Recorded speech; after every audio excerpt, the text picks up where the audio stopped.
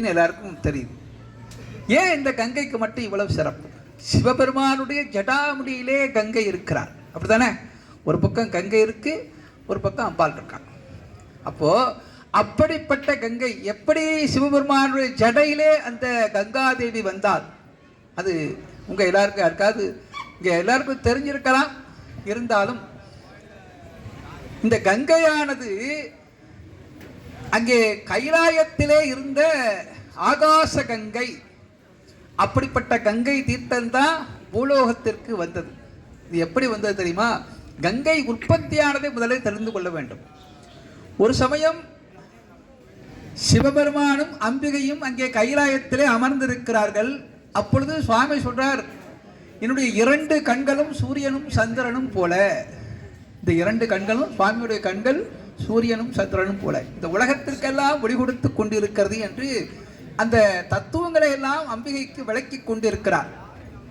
அப்படி விளக்கி கொண்டிருக்கின்ற போது அம்பாள் விளையாட்டாக என்ன செய்கிறார்? பொதுவாக பெண்கள் தானே, இந்த ரெண்டு கண்களையும் மூடிவிட்டால் இந்த உலகம் இருண்டு விடுமா என்று அம்பாள் என்ன செய்கிறார்? தன்னுடைய இரண்டு கண்களாலும் சுவாமியுடைய இரண்டு நேத்திரங்களையும் அப்படி பொத்துறார்.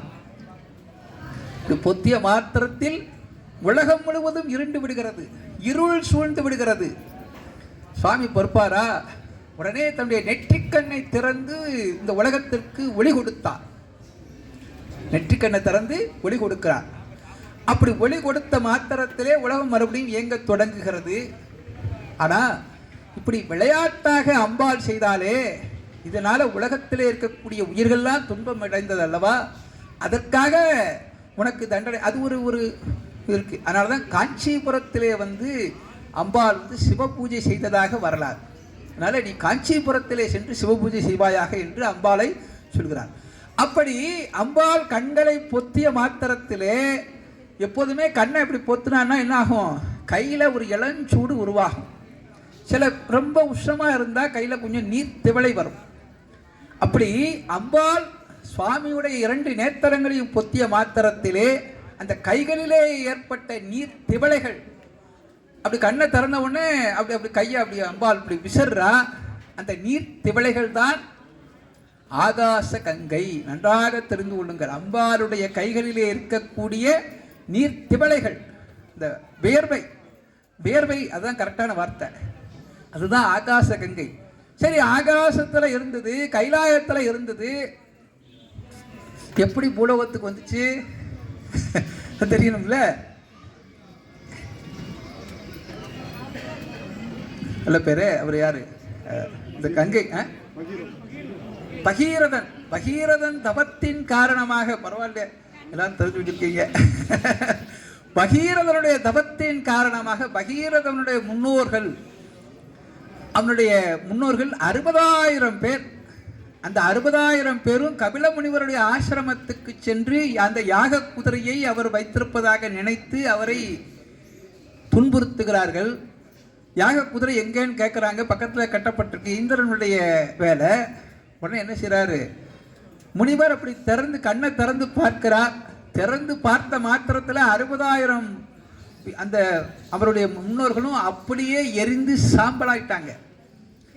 உடனே அதற்கு பிராயச்சித்தமாக என்ன செய்ய வேண்டும் என்று கேட்கின்ற போது, கங்கை ஆகாசத்தில் இருக்கக்கூடிய கங்கை வந்தால்தான் இவர்களுக்கெல்லாம் சாப விமோசனம் கிடைக்கும் அப்படின்னு சொல்ல, நாரத முனிவர் சொல்ல, பகீரதன் தவம் செய்கிறான். ஆகாச கங்கை வரணும்னா முதல்ல யாரை கேட்கணும்? பிரம்மாவை நோக்கி பல 1000 ஆண்டுகள் தவம் இருக்கிறான். பிரம்மா சொல்றாரு, என்னால கொண்டு வர முடியாது, நீ மகேஸ்வரனை நோக்கி தவம் செய் அப்படிங்கிறார். மறுபடியும் 1000 ஆண்டுகள் யுகம் யுகமாக தவம் செய்கிறான். அப்படி தவம் செஞ்ச உடனே சுவாமி சிவபெருமான் காட்சி கொடுக்கிறார். பா, உனக்கு என்ன வர வேண்டும் என்று கேட்க, என்னுடைய முன்னோர்கள் எல்லாம் இப்படி எரிந்து சாம்பலாகி கிடக்கின்றார்கள், அவர்கள் நற்கதி அடைய வேண்டும். நாமும் நம்முடைய முன்னோர்களுக்கு நாம் வருஷம் அவர்களுக்கு தர்ப்பணம் திதி இதெல்லாம் செய்யணும். தென்புலத்தார் தெய்வம் விருந்து ஒக்கல் தான் என்று ஆங்கு ஐம்புலத்தார் ஓம்புதல் தலை, திருக்குறள் சொல்லுது. அதாவது நம்முடைய ஆன்மீகத்தை ஏற்றுக்கொள்ளாதவர்கள் கூட திருக்குறளை ஏற்றுக்கொள்கிறார்கள். அந்த திருவள்ளுவர் என்ன சொல்றாரு? தென்புலத்தார் இருக்காங்கன்னு சொல்றாரு. அப்போ தென்புலம் என்றால் பித்திருக்கள், பரவாயில்ல. அப்படி பித்திருக்களாக இருக்கக்கூடியவர்கள் நற்கதி அடைய வேண்டும் என்றால் நாம என்ன செய்யணும்? ஏன்னா நல்ல புண்ணியத்தை செய்தவர்களும் இருப்பார்கள். புண்ணியம் செய்தவர்கள் அந்தந்த உலகத்திற்கு சென்று விடுவார்கள். பாவத்தை செய்தவர்கள் எப்படியும் ரெண்டும் இருக்கலாம்ல. அப்படி பாவத்தை செய்தவர்கள் அவர்கள் துன்பப்பட்டு அந்தந்த உலகத்தில் இருக்கின்ற போது அவர்கள் நற்கதி அடைவதற்காக நாம சில வேலைகளை செய்யணும். அதான் செய்யணும். அப்படி அதனால தான் பகீரதன் என்ன செய்கிறான்? தன்னுடைய முன்னோர்கள் நற்கதி அடைவதற்காக தவம் இருக்கிறான். சுவாமிகிட்ட வரத்தை கேட்கிறான். சுவாமி, ஆகாசத்தில் இருக்கக்கூடிய கங்கை அந்த பிளத்துவாரத்தில் இருக்கக்கூடிய எங்களுடைய முன்னோர்களுடைய சாம்பல்ல படணும், சுவாமி கொடுக்கணும் கேட்கிறான். உடனே அங்கிருந்து வேகமாக கங்கையை பொதுவாக ஒரு உயரமான இடத்துல இருந்து தண்ணீர் கீழே விழுந்தால் என்ன ஆகும்? அங்கே பள்ளம் பறித்து பூமிக்குள்ளே ஓடிடும். அது மாதிரி இது ஆகாசத்திலிருந்து வருகிறது. அப்போ என்ன ஆகுது? நேராக வந்த வேகத்திலே பிளத்துவாரம் என்று சொல்லப்படக்கூடிய பாதாள லோகத்திற்கு அப்படியே போயிடும். வந்த கங்கை பாதாள லோகத்தில் சென்று மறைந்து விட்டால் மறுபடியும் என்ன செய்ய? மறுபடியும் தவம் செய்யணும். மறுபடியும் தவம் செய்கிறான் பகீரதன். 1000 ஆண்டுகள் தவம் செய்கிறான்.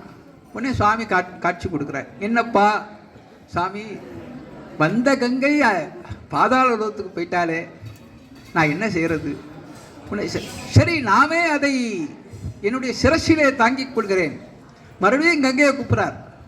கங்கை வேகமாக வருகிறாள். அப்படியே சுவாமியுடைய ஜடாபாரத்தில் விழுந்து அந்த ஜடாபாரத்திலிருந்து துள்ளி குதித்து வெளியே வருவதற்காக முயற்சி செய்கிறாள். உடனே சுவாமி என்ன செய்கிறார்? ஜடையை இறுக்கி கட்டுறார். கட்டிய மாத்திரத்தில் ஜடைக்குள்ளேயே மாட்டிக்கிடுச்சு கங்கை. இப்போ மறுபடியும் கங்கை வரல. மறுபடியும் தவம் செய்கிறான். சுவாமி, ஜடாபாரத்தில் கங்கை இருக்கே, கொடுக்க வேண்டாமா? கொடுக்கிறார். ஒரு ஜடையை மட்டும் எடுத்து அப்படி விடுறார். அப்படியே வேகமாக வருகிறது. இன்னும் மறுபடியும் ஒரு முனிவர் எடுத்து அதை ஆசமனம் செய்து விட்டார்னு ஒரு கதை இருக்கு. அப்படி கடைசியில் அந்த முன்னோர்கள் மீது அந்த கங்கை புனித நீர் பட்ட மாத்திரத்திலே 60,000 பேருக்கும் நற்கதி அடைந்து சொர்க்கலோகம் சென்றதாக புராணங்கள் கூறுகிறது. என்றால் வாழ்க்கையில் நாம ஒரு முறையாவது சென்று காசிக்கு சென்று புனித நீராடி காசி விஸ்வநாத பெருமானை தரிசனம் செய்ய வேண்டும். அது எல்லா நாம எத்தனையோ பிரிவு இருக்கு நம்மகிட்ட. நம்ம வைஷ்ணவ சம்பிரதாயத்தை சார்ந்தவர்கள், சைவ சம்பிரதாயத்தை சார்ந்தவர்கள், சாக்தத்தை சார்ந்தவர்கள், எல்லாருக்கும் பொது. அப்போ இப்போ கூட நாங்கள் அயோத்திக்கு போனோம் அப்படின்னா என்ன கூட கேட்டாங்க, சாமி நீங்கள் எப்படி சைவ மடாதிபதி, நீங்கள் போகலாமான்னு கேட்டாங்க. நாங்கள் சொன்னோம், சிவ பூஜை எடுத்துக்கொண்ட அடியார்களுக்கு தெரியும். மேற்கு துவாரம், வடக்கு துவாரம் அப்படின்னு பூஜை செய்து அப்புறம் தான் சுவாமியை எழுந்தருளை பண்ணி பூஜை செய்ய வேண்டும். அந்த வடக்கு துவாரத்தில் சதாசிவாதி சப்த குரவே நமக அப்படின்னு சொல்லி 7 பேர் பூஜை பண்ணணும். அதில் சதாசிவகுரு, அனந்தகுரு, ஸ்ரீகண்டகுரு, அம்பிகை குரு, ஸ்கந்தகுரு, விஷ்ணு குரு, பிரம்மகுரு அப்படின்னு இருக்கு. விஷ்ணு குரு என்று சொல்லி அவருக்கு ஒரு புஷ்பத்தை வைத்து அவரை பூஜிப்பது சைவத்தில் இன்றைக்கு இருக்கு. இன்னொரு விஷயம், மகாவிஷ்ணு கையிலே இருக்கக்கூடிய சக்கராயுதம் அது யார் கொடுத்தது தெரியுமா? நம்முடைய சிவபெருமான் கொடுத்தது. ஏன்னா பங்கயம் 1000 பூவனில் ஓர் பூ குறைய தம் கண் இடந்து அரண் சேவடி மேல் சாத்தலுமே எம்பிரான் சங்கரன் சக்கரம் மாளுக்கரளியவாறு எங்கும் பரவி நாம் தோணோக்கம் ஆடானமோ. இது மணிவாசகர் அருளி செய்த பாடல். அப்போ 1000 பூவில் ஒரு பூ குறைய தன்னுடைய கண்களை எடுத்து சுவாமிக்கு அர்ச்சனையாக போட்டார்னா அவர் தான் முதல் அடியார், சிவனடியார். சிவனடியார்களை பார்த்தா வணங்க வேண்டும். எவரொருவர் தாமாக இலாடத்தில் இட்ட திருநீரு அப்படின்னு சொல்லி பதிகம் இருக்குல்ல, பாட்டு இருக்குல்ல, யாராவது தாமாக திருநீரை எடுத்து பூசிக்கிட்டான்னா அவர் அடியார். கன்றாப்பூர் நடுதறியை காணலாமே என்று சொல்லப்பட்டு இருக்கிறது. அப்போ அடியார்களை பார்த்தால் வணங்க வேண்டும். திருநீரும் விருத்திராக்கமும் எவர் ஒருவர் அணிந்திருக்கிறாரோ அவர்களை வணங்க வேண்டும். இது சைவ கடமை, சைவர்களுடைய கடமை. அப்போ மகாவிஷ்ணு தன்னுடைய நேத்திரமாக இருக்கக்கூடிய அதை போட்டு வணங்கி இருக்காரே, அப்போ அவரை வணங்கலாமே, தவறு இல்லையே என்று நாம் சொன்னோம். அதுக்காக சொல்றேன். அங்கே அயோத்தியில் அவ்வளவு குளிர், கடும் குளிர், மைனஸில் இருந்ததுன்னு நினைக்கிறேன். இவர் தான் எங்களை அழைச்சிட்டு போயிருந்தார். எங்களுக்கெல்லாம் தனியாக அங்கே ஒரு டென்ட் மாதிரி அமைத்து கொடுத்து அங்கே கட்டில் எல்லாம் ஏற்பாடு செய்யப்பட்டிருந்தது. அற்புதமாக இருந்தது. இன்றைக்கும் கூட இப்போ காசிக்கு செல்லக்கூடிய அடியாவர்கள் எப்படி ஒரு பேக்கேஜ் அப்படிங்கிற மாதிரி கயா, திரிவேணி சங்கமம், காசி, இப்போ அயோத்தி சேர்த்தாச்சு. அப்படி அற்புதமாக கட்டப்பட்டிருக்கிறது, அருமையாக கட்டப்பட்டிருக்கிறது.